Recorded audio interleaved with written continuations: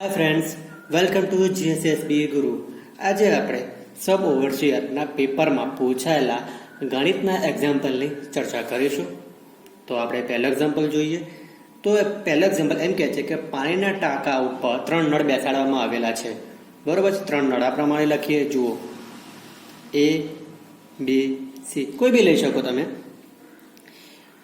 2 નળ ટાંકાને અનુક્રમે 5 કલાક અને 6 કલાકમાં ભરી દે છે. 5 કલાક અને 6 કલાકમાં ભરી દે છે.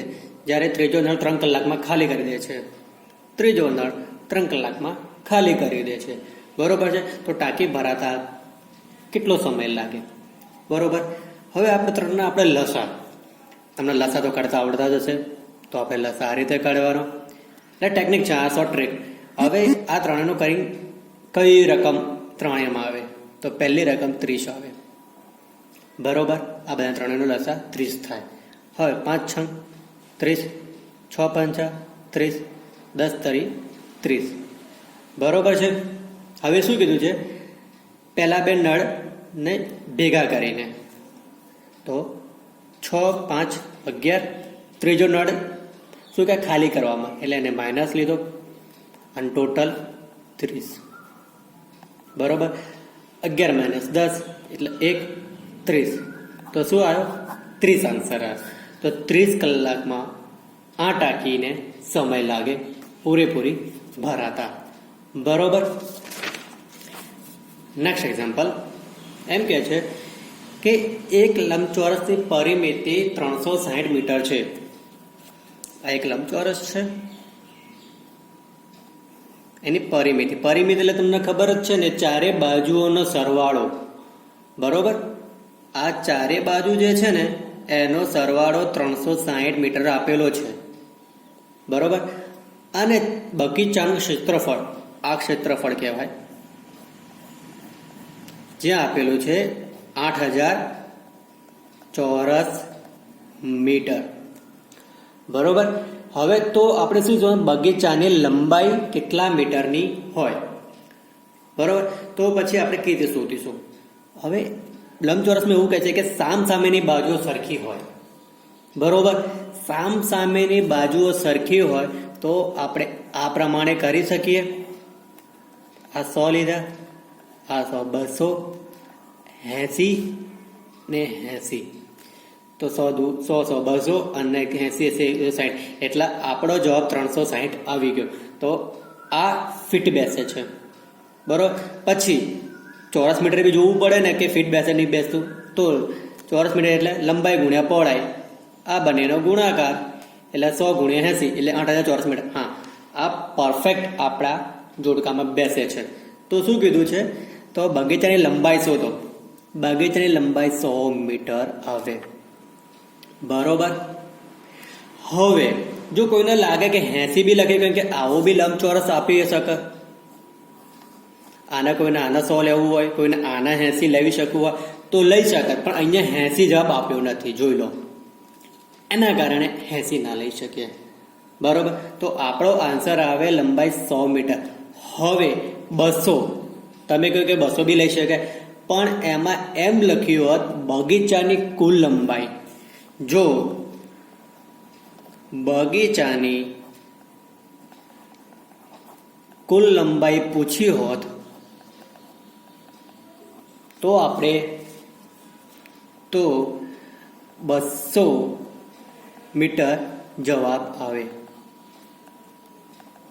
પછી એ ખાલી લખ્યું છે બગીચાની લંબાઈ શોધો, તો આપણે ડાયરેક્ટ 100 લખી શકાય. બરોબર. શબ્દમાં ભાર આવે. બરોબર. અને આ વસ્તુ ધ્યાન આપજો કેમ આવે. બરોબર. નેક્સ્ટ એક્ઝામ્પલ, કોઈ એક સંખ્યા 50% માંથી 50 બાદ કરતા જવાબ 50 આવે તો સંખ્યા કઈ? આ એક્ઝામ્પલ ઘણી વખત પૂછાય છે. મીન્સ કોઈ બી રીતે આ રકમ 50% લખી હોય, કોઈ 60% લખ્યું, કોઈ 80% લખી હોય, ઘણી વખત એક્ઝામમાં પૂછાય છે. તો ધ્યાન આપો. એક્ઝામ્પલ બહુ આઈએમપી છે. કોઈ એક સંખ્યા, એટલે કોઈ એક સંખ્યા આપણે તો x લેવાની. બરોબર છે.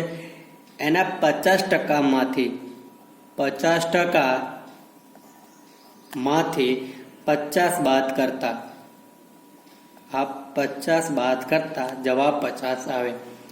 આપણે મેં ના લખી માર્યું. બરોબર છે.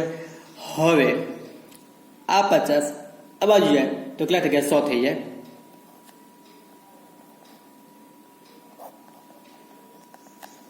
100 થઈ ગયા. બરોબર. હવે આ 100 આ બાજુ જાય. જો આ રીતે તમે કરી શકો ને ડાયરેક્ટ, જો 2 બરોબર છે, આ જો 50 ના 100 થઈ ગયા 100, પછી આ 2 આ બાજુ જાય તો x બરાબર 200. સિમ્પલ. બરોબર.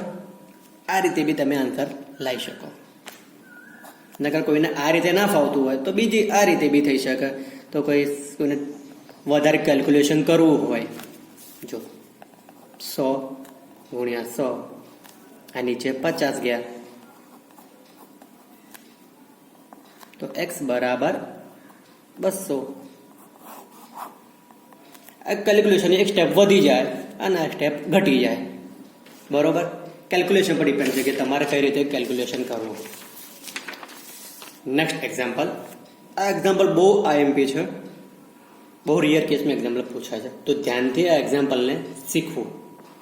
એક્ઝામ્પલ એમ કહેવા માંગે છે, જો એમની વેલ્યુ -4 અને -3 છે અને એનની વેલ્યુ 6 અને x છે અને બંને વચ્ચેનું અંતર 10 આપેલું છે. આ ધ્યાન આપજો, 10. તો x ની વેલ્યુ શોધો. હવે કોઈ કહેશે આવું તો એક્ઝામ્પલ હોતું હશે, તો છે, ધ્યાનથી જોજો. હવે આને આ રીતે કેલ્ક્યુલેશન કરવાનું. આને આપણે x1 y1 x2 અને y2 કન્સિડર કરીશું.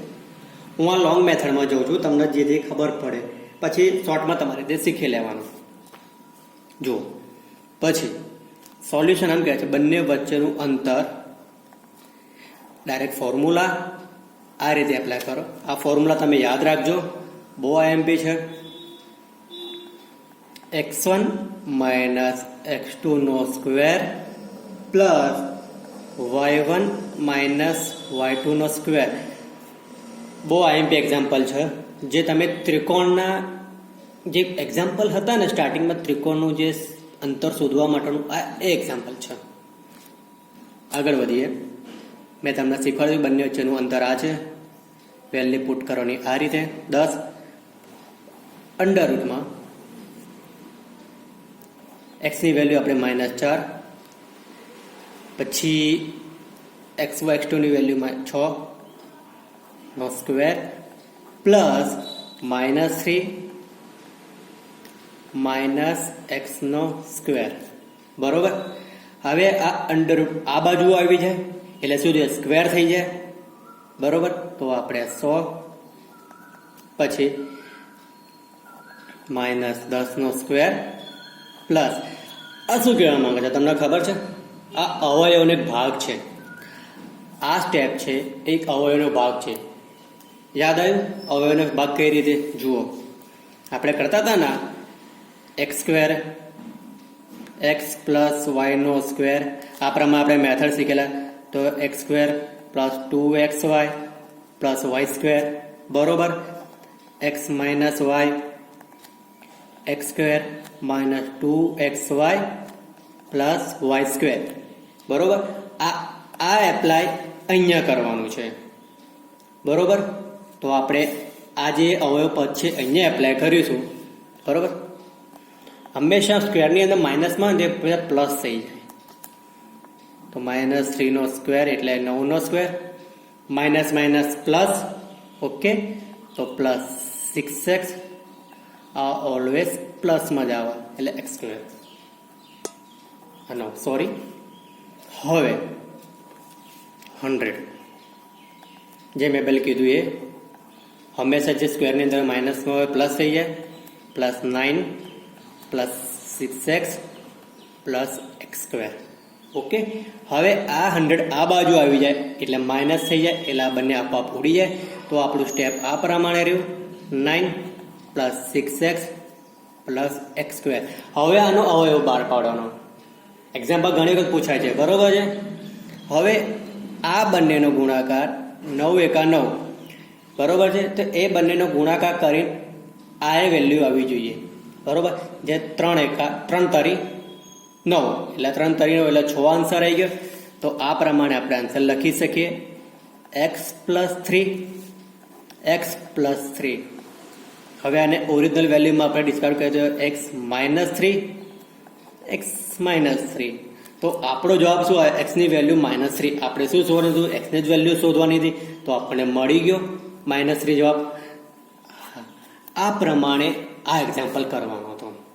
હા, થોડું ટિપિકલ છે પણ ઇઝી છે. જો તમને અવયવની રીત આવડે અને અવયવ કાઢતા આવડે તો તમને આ એક્ઝામ્પલ એકદમ સરખી રીતે આવડી જાય. ઓકે ફ્રેન્ડ્સ, આ હતા એક્ઝામ્પલ પૂછાયેલા.